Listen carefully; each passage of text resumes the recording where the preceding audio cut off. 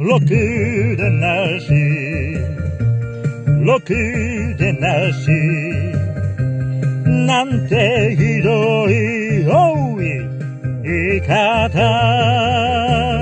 平日だけど晴れ着を着たのよ。人形を抱いて日暮れに帰ったわ。おかみさんたちは白い目で睨んだ。まるでこの私を泥棒みたいに。ろくでなし、ろくでなし、なんてひどい言い方。